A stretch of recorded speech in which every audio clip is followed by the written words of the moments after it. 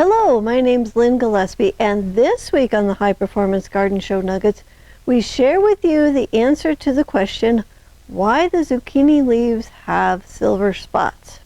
Here's a clip from the show.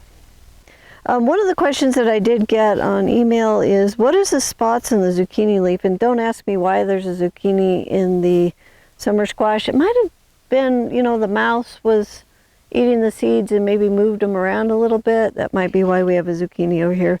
Doesn't really matter. It's not going to hurt the yellow squash. But anyways, back to the spots.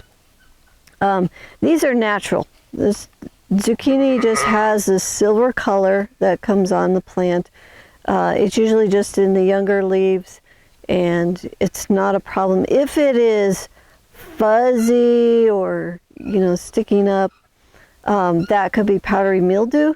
But this is just coloration in the leaf, and it's nothing that we have to tend to. It's just pretty, so we can just enjoy it.